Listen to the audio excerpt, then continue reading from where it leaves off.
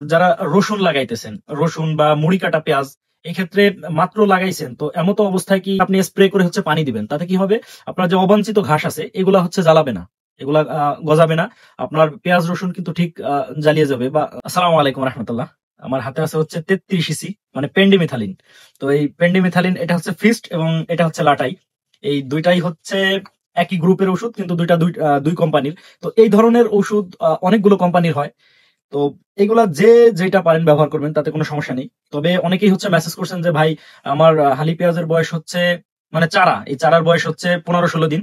আমার জমিতে প্রচুর ঘাস হয়। এজন্য হচ্ছে আমি এই পেন্ডিমিথালিন ব্যবহার করতে চাই। তো অনেকেই হচ্ছে পানিডা বলে সম্বোধন করে। মানে পানিডাটা হচ্ছে আমাদের দেশে অনেক আলোচিত, মানে বহুল আলোচিত একটা প্রোডাক্ট পানিডা, যেটা অটোক্রুপ কেয়ারের। তো এই জাতীয় ওষুধ ব্যবহার করলে ঘাস দমন হয়ে যাবে বা ঘাস মরে যাবে, এইটা কোনো বিষয় না। এখানে আপনাকে বুঝতে হবে যে এটা বীজের জন্য হচ্ছে কার্যকারী হয়। যখন পেঁয়াজের চারা বড় হয়ে যাবে আর এমতো টাইমে হয় কি যে পানি দেওয়ার টাইম হয়, তো পানি দিলে পরে বীজ থেকে যে সমস্ত ঘাস গজায়, যেমন আমাদের এলাকায় হচ্ছে তুলা ঘাস হয়। তুলা ঘাসটা খুব একটা খারাপ ঘাস। এটা হালি পেঁয়াজের জমিতে হচ্ছে কি প্রচুর পরিমাণে গজায়। তো যখন 15 থেকে 16 দিন বয়স হবে, এটা এই পানিটা স্প্রে দিয়ে আপনি সাথে সাথে হচ্ছে জমিতে পানি ছেড়ে দিতে পারেন। তাহলে কি হবে? আপনার ওই বীজতলাতে যে চারা থাকে, এই চারার ভাঁজে আর কোনো ঘাস জন্মাবে না। এই বীজকে হচ্ছে অঙ্কুরোদ্গম ক্ষমতাকে নষ্ট করে দেয় বীজের। এজন্য এই ফিস্ট বা লাটাই বা পানিডা যেগুলোই ব্যবহার করেন, এটা আপনি 16 লিটার পানিতে হচ্ছে 80 মিলি থেকে 100 মিলি পর্যন্ত ব্যবহার করতে পারেন।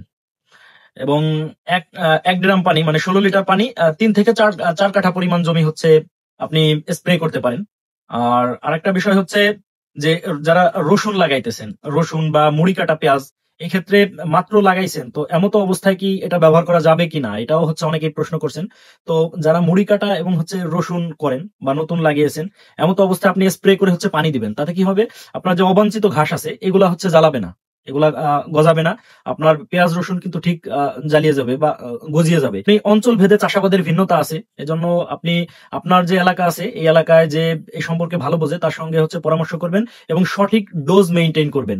তো আমাদের এলাকায় যেটা হয় কি 80 থেকে 100 মিলি পর্যন্ত আমরা 16 লিটার পানিতে ব্যবহার করাই এবং 16 লিটার পানি 3 থেকে 4 কাঠা পরিমাণ হচ্ছে স্প্রে করাই।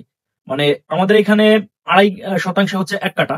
তো এই যে 2.5 শতাংশের কাঠা আছে, এই কাঠার হচ্ছে 3 থেকে 4 কাঠা পরিমাণ হচ্ছে স্প্রে করাই এবং আগে স্প্রে করে সাথে সাথে হচ্ছে পানি দিয়ে দেই। এটাই হচ্ছে আমাদের এই এলাকার প্রচলন। তো হালি পেঁয়াজের জমি এবং হচ্ছে আপনার মুড়ি কাটা বলেন, রসুন বলেন, এগুলোর মধ্যেও স্প্রে করা যাবে। এতে করে কোনো সমস্যা নেই। কারণ অনেকেই বলে যে মুড়ি কাটা বা রসুন তো গজায়নি, এখনো হচ্ছে জ্বর ছাড়েনি। তো এমতো অবস্থায় কি আমি দিতে পারবো কিনা? জ্বর মানে হচ্ছে যেটা শিকড়, শিকড় তো গজায়নি। এমতো অবস্থায় আমি দিতে পারবো কিনা বা দিলে ক্ষতিগ্রস্ত হবো কিনা? না, এই ধরনের কোনো সমস্যা নেই। আপনি স্প্রে করে হচ্ছে দিতে পারবেন এবং স্প্রে করে পানি দিয়ে দিবেন। আপনার যে বীজ আছে এটা অটোমেটিক্যালি গজিয়ে যাবে এবং আপনার যে অবাঞ্ছিত ঘাস হয় আপনার জমিতে, এটা রোধ হয়ে যাবে। আশা করি বুঝতে পেরেছেন।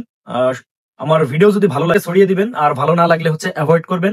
তো সকলে ভালো থাকবেন, সুস্থ থাকবেন। আল্লাহ হাফেজ।